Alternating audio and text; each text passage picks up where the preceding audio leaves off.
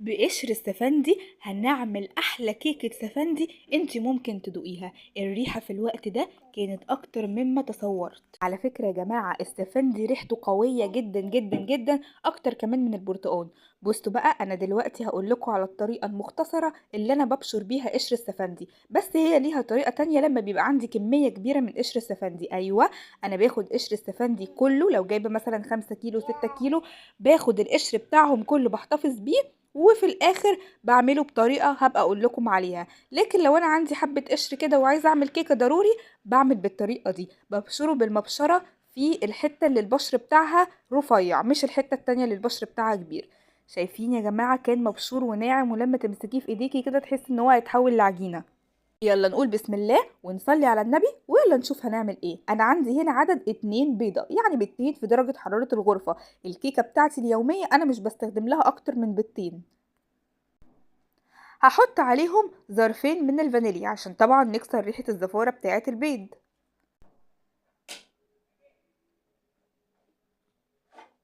الكيكة اللي احنا متعودين نعملها على طول لازم تكون موفرة. بصوا بقى، انا ضربتها هنا بالمضرب اليدوي. افضلي اضربي على قد ما تقدري لحد ما لون البيض يتحول معاكي للون الفاتح اللي انتوا شايفينه ده. اول ما البيض يتحول معاكي للون الفاتح اللي انت شايفاه ده ويعمل الرغاوي دي من على الوش، يبقى احنا كده تمام. تعالوا بقى نشوف هننزل ببقية المكونات وايه هي. انا نزلت بقطعة سمنة، يعني في حدود من معلقة ونص المعلقتين، ونزلت كمان بمعلقتين من الزيت وكوباية لبن. وبعد كده هنزل بقشر السفندي. القشر ده بتاع السفندي يا جماعة بيخلي ريحتها تحفة، وكمان لونه مصفر اكتر من البرتقال بكتير، والقليل منه بيخلي الدنيا تروح في حتة تانية. بصوا بقى الجديد معايا، انا هنا مش لسه همسك السفندي واعصره في الخلاط واصفيه وكل ده، لا. عارفين المعصرة بتاعت الليمون دي؟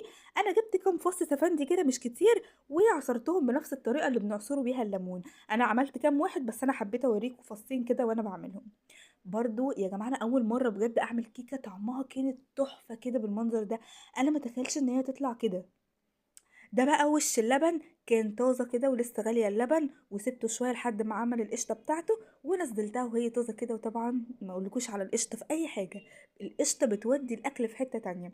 وحطي في حدود معلقة صغيرة من الخل. وكمان بقى هننزل بكوباية وربع من السكر. لو انتي بتحبي الحاجة بتاعتك مسكرة اكتر من كده، السكر في ايديكي. وهنبدأ بقى ان احنا نقلب المكونات دي كلها مع بعض. بس انا البولة بتاعتي كانت صغيرة ما سمحتليش ان انا اعرف اقلب كويس، فخدت المكونات دي كلها وهنزل بيها في الخلاط. الخلاط هيضربهم لي الضربة المظبوطة ويخلي كمان الكيكة تبقى هشة. بس لو انتي قدرتي تعمليهم بايدك بالمضرب اليدوي ما فيهاش اي مشكلة. في نفس البولة، ما اتعلمتش واجيب بولة اكبر، لا، في نفس البولة هحط في حدود من 3 ل 4 كوبايات دقيق. من 3 ل 4 كوبايات دي انا حطيت 4 كوبايات الا ربع، وحطيت معاهم كيس بيكنج باودر.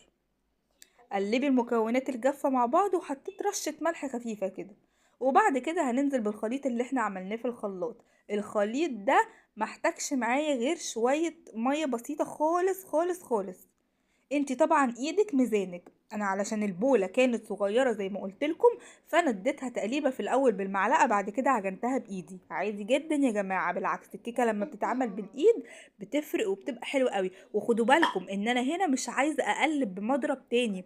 انتي بس لو هتقلبيها في البولة هتعمليها بالسباتولا كده كأنك بتقلبي او بتلمي مكونات، مش هنضرب بالمضرب تاني دلوقتي. كده الكيكه قوامها زي ما انتوا شايفين، ولا هو خفيف ولا هو تقيل، مظبوط. انا جبت صينيه ودهنتها زبده او سمنه، الحاجه اللي انت تحبيها. وانزلي بالخليط بتاع الكيكه بتاعك. التكتلات او الحتت اللي انتوا شايفينها دي مش تكتلات، دي قشر السفندي وهو نزل. الكيكه في الوقت ده كانت رهيبه.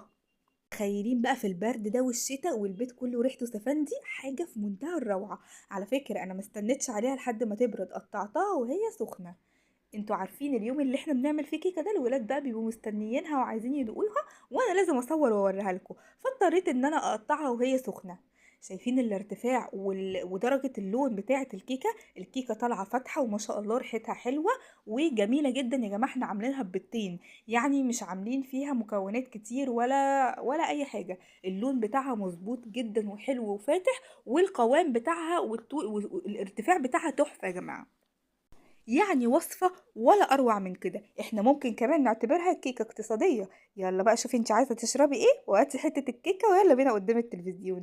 انا هنا شربت كوباية لبن، احنا لازم نتقوى طبعا يا جماعة. حطيت كوباية لبن كده محترمة وحتة الكيكة بتاعتك على رواقة مع نفسك بقى. اتمنى الوصفة دي تكون عجبتكم. لو عجبتكم اشتركولي في القناة وقوليلي رأيكم في الكومنتات. وبس كده.